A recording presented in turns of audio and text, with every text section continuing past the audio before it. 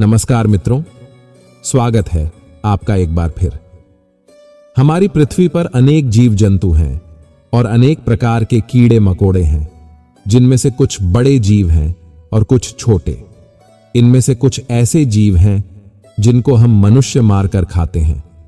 तो क्या भगवान ने जीवों को मारकर खाने के लिए बनाया है? और क्या मांस खाना पुण्य है या पाप?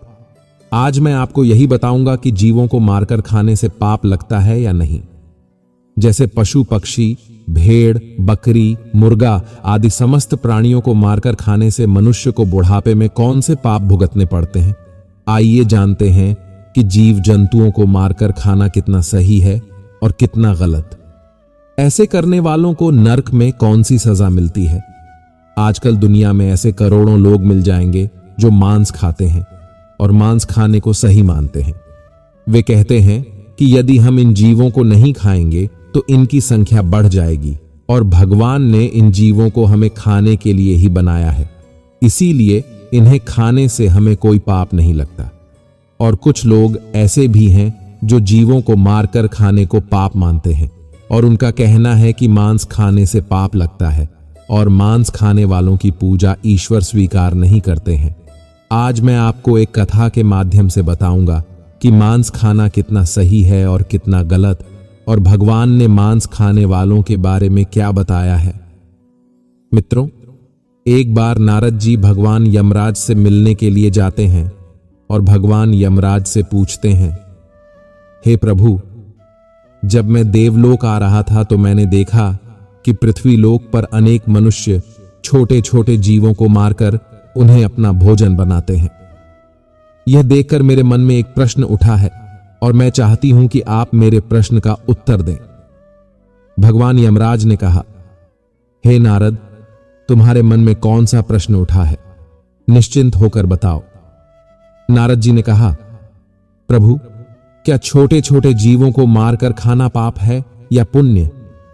भगवान यमराज ने कहा, मैं तुम्हें एक गांव की कथा सुनाता हूं, जिसे सुनकर तुम्हें पता चल जाएगा कि मांस खाना पाप है या पुण्य। नारद जी ने कहा, अवश्य सुनाइए। भगवान यमराज ने कहा, एक बार एक गांव में एक धनी व्यक्ति रहता था और वह किसी पवित्र तीर्थ यात्रा पर जाना चाहता था। जाने से पहले उसने अपने घर में एक दावत रखी और गांव के सभी लोगों को दावत पर बुलाया। गांव के सभी लोग दावत खाने के लिए वहां आए।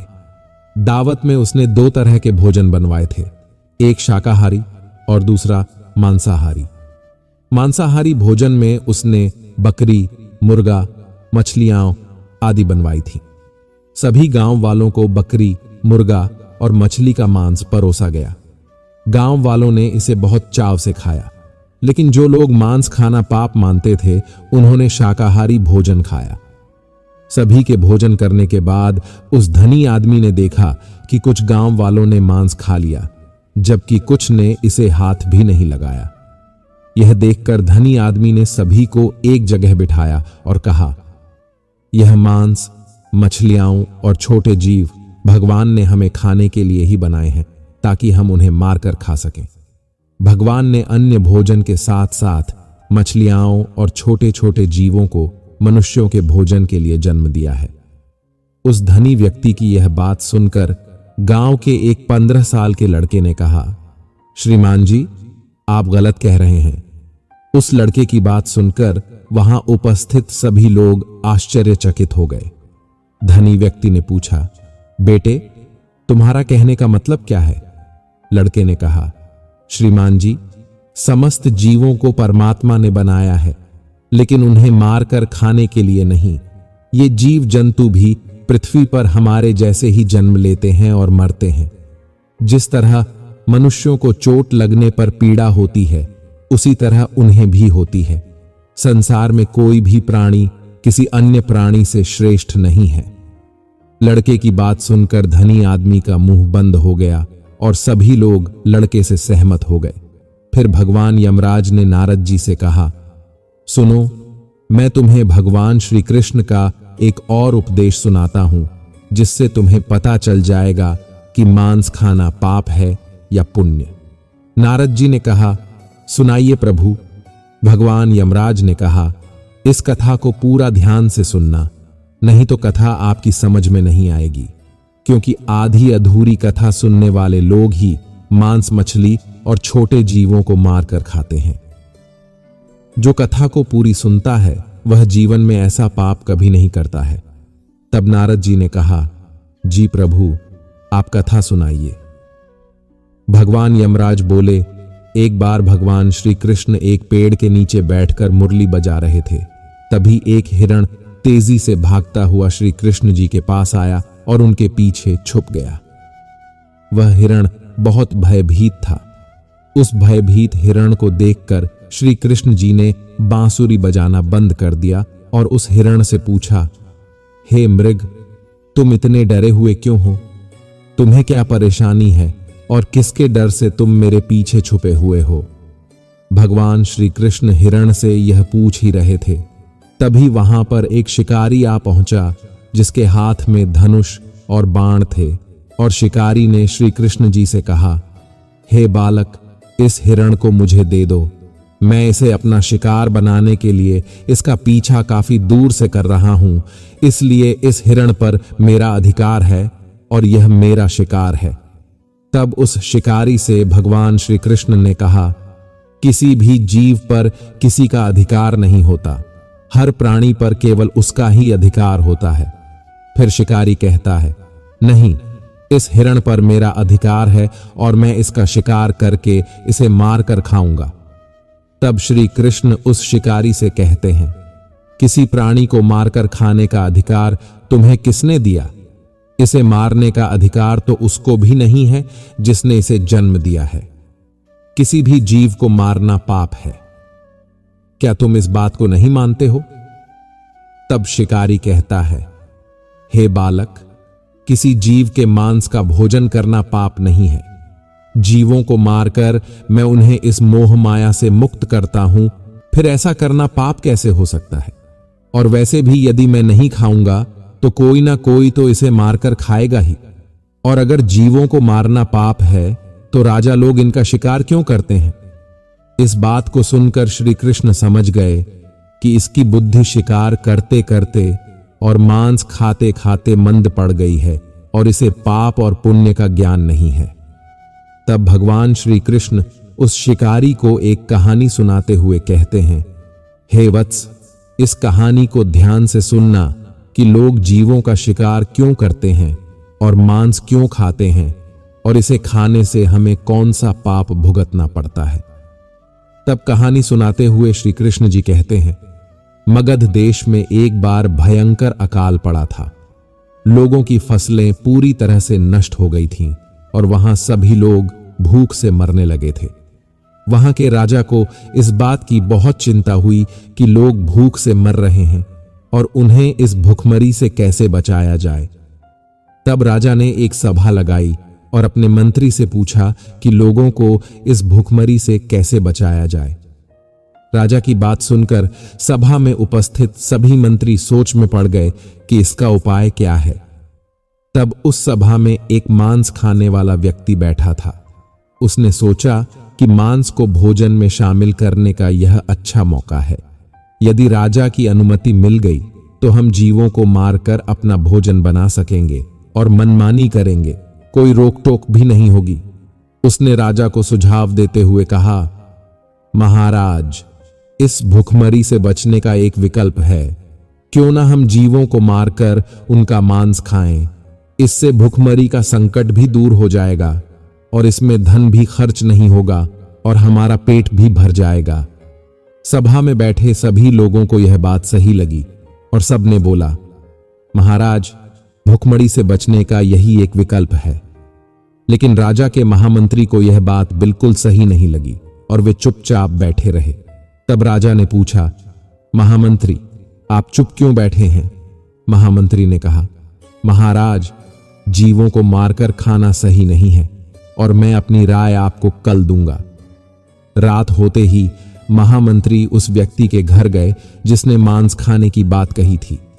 महामंत्री ने उस व्यक्ति से कहा, भाई, आज शाम को ही महाराज की तबीयत बहुत खराब हो गई है और वैद्य ने कहा है कि यदि राजा को किसी मोटे ताजे और हष्ट पुष्ट इंसान का थोड़ा सा मांस खाने को मिल जाए तो वे पूरी तरह से ठीक हो जाएंगे।